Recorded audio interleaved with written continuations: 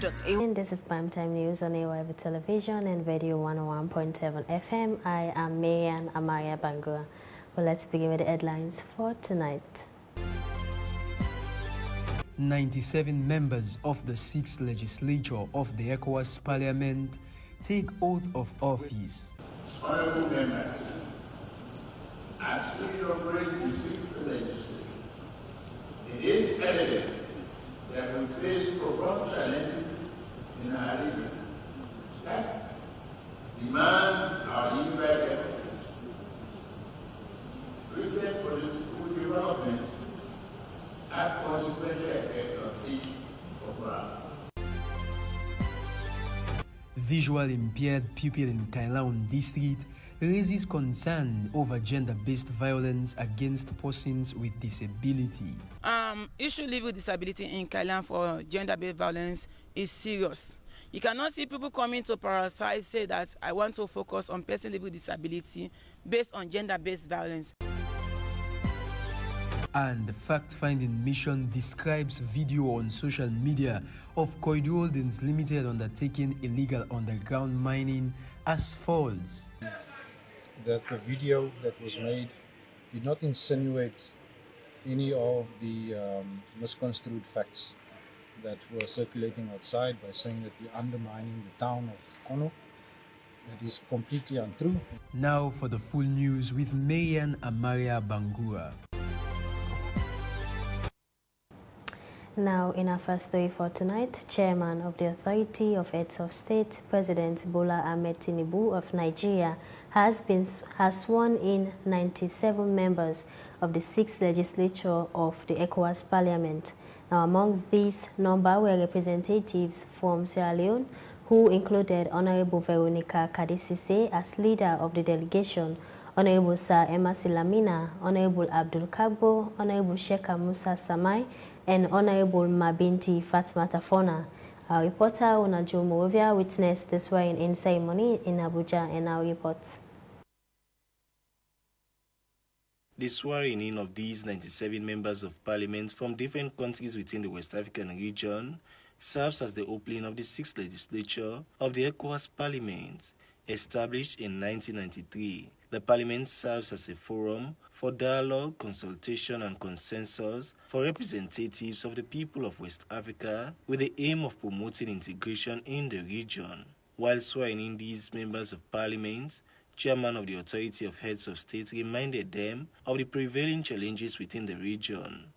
Honorable members, as we operate the 6th Legislature, it is evident that we face profound challenges in our region that demand our unified efforts.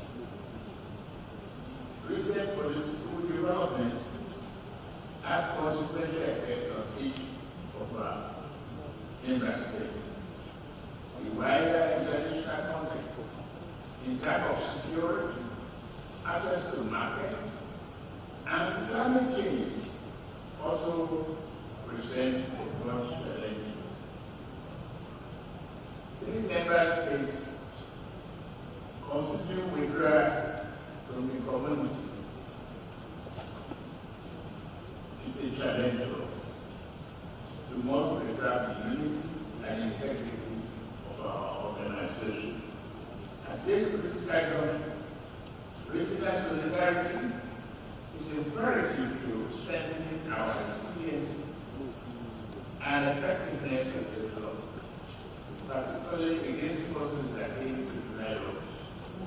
With a focus of the 6th legislature on interaction with citizens, youth participation and promoting women's empowerment in the region, Sierra Leone's representatives highlight the expectation of the 6th legislature.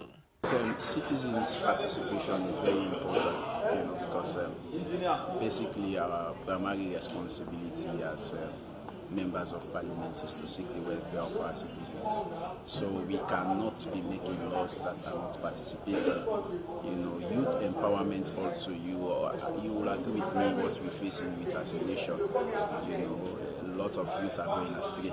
So prioritizing the youth is synonymous to prioritizing the future of the community. Responsibilities of the 6th Parliament is to see how we bring them back. Because there is no limbo into which a disowned child could be thrown. Those states that are already out, Niger, Burkina Faso, Mali, it is important that they come back to ECOWAS. This is their legitimate home. It is here they will get protectionism. Leone has set a very fine pace, and we are still looking forward for countries to follow suit. What is the pace that we have set up? President Madabio, through his political will, and the Parliament of Sierra Leone has ratified the GIWI Act. I'm talking of the Gender Equality to Women's Empowerment Act, has been ratified by the Parliament of Sierra Leone. Today, Sierra Leone women are about 30.4%. In that parliament, it is a phenomenal move. With the exit of Mali, Niger and Burkina Faso from the economic community of West African states, insecurity and political instability within the region, there is huge expectation from the 6th legislature, which will be under the speakership of Togo in addressing these issues. Ronald Jomorovia, AYV News, Abuja, Nigeria. Now, fact-finding mission has been conducted jointly by the country's minerals agency, civil society groups, and some community stakeholders in Kono. Now, the exercise is in relation to a viral video on social media claiming that Koidu Holdings Limited is undertaking underground mining activities beyond its concession area. Though the claim is untrue according to report, however, civil society referred to the leaked video as a wake-up call for the company to operate as per best practices. Our reporter Augusta Eteltwe has the details. National Minerals Agency, civil society groups, residents of Koidu City and the members of the 4th Estate were on a fact-finding mission in connection to a leaked video on social media. The video purports that the underground mining by Koidu Holdings Limited is posing threats as the company is mining outside its concession area, thereby exposing the community to high risk. Miles Van Eden, Acting General Manager, Koidu Holdings, denies the allegation. Let me just reiterate that the video that was made did not insinuate any of the misconstrued facts that were circulating outside by saying that we're undermining the town of Kono. That is completely untrue. We are just mining inside our concession, and if we were mining outside of our concession, we would face serious corporate lawsuits because those concessions belong to other people. So some of the people that are living outside the concession are living in other people's mining concessions. So let us just put that down on the floor. So just with regard to the video, it's what's misconstrued from it, that we're mining under the town, is completely untrue. From NMA, Director of Community Affairs Ibrahim Sati Kamara speaks on the misuse of social media and its effects in undermining development. First of all, what people should understand, the National Minerals Agency is the regulatory body for mining in this country. And as part of our mandate, we have a responsibility to provide correct information about developments in the mineral sector to the public. The mineral sector is crucial to the economic development of this country. It's very crucial to the economy of this country.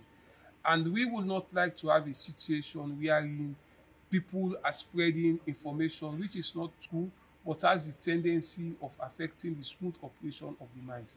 If you look at the messages that they were passing around, calling for the people of Kono to rise up, their chiefdom is in danger or their district is in danger of sinking because of the operations of this mining company, it was of concern. Network Movement for Justice and Development has been advocating for justice and sustainable mining in Kono district. The CSO therefore referenced the leaked video as a wake-up call. Abu Brahima is Executive Director. I believe that it's a wake-up call. That video made a wake-up call. Because why should it be a concern anyway, by concern for NMA or even the company if they have been doing what they are supposed to be doing to allay the fears of the people and to get the people to understand what really is happening in the company.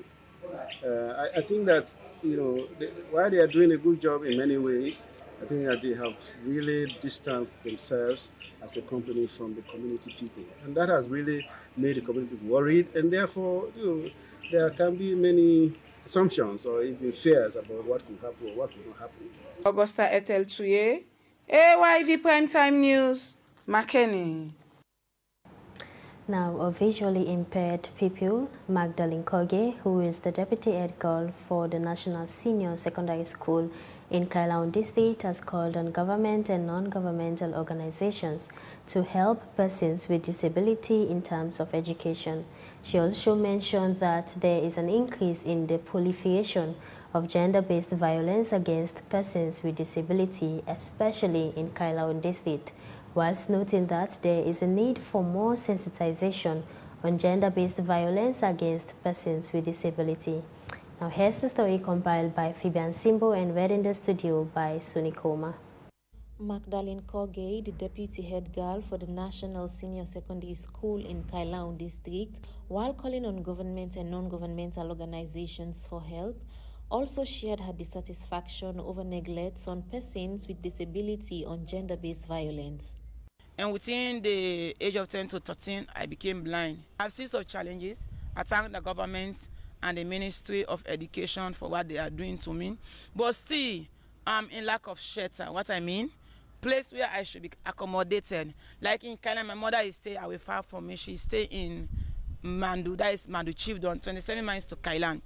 I cannot be in school wherein I stay with my colleagues when my mother will also go and stay there. But if I have a shelter on my own, I will be able to, my mother will be able to stay with me. I have a project which I want to work on. If God Almighty permits me and help people to support me, wherein I have been writing a project on sexual reproductive health and rights and gender-based violence for young women living with disability in Kailan.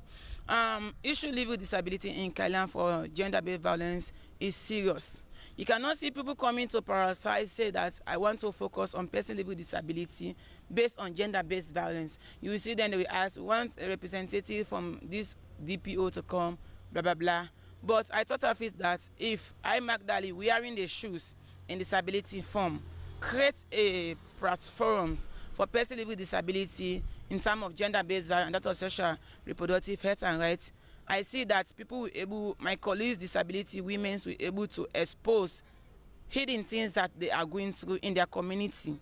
I also asked her on the challenges visually impaired people are faced with in their education.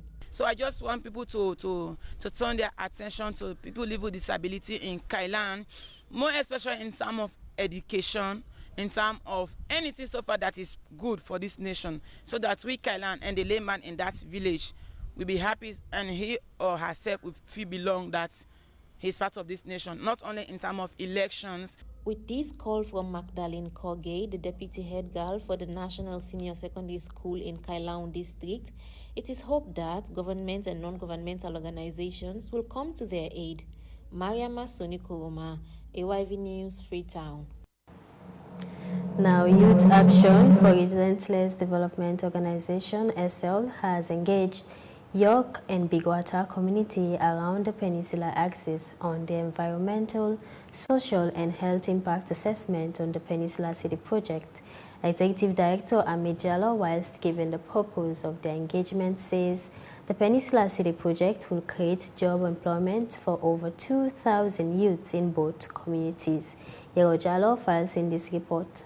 Youth Action for Relentless Development Organization Sierra Leone has engaged York and Bigwater community around the Peninsula axis on the environmental, social and health impact assessment on the Peninsula City project. YADO Sierra Leone Environmental, Social and Health Impact Assessment for Peninsula City project is a flagship, tourism-oriented new city to be built on a 355.828 acre site at the Bigwater village in Western Area Rural District on the Peninsula Highway. Executive Director Ahmed Jallo, while giving the purpose of the engagement, says the Peninsula City project will create job employment for over 2,000 youths in both communities. We are here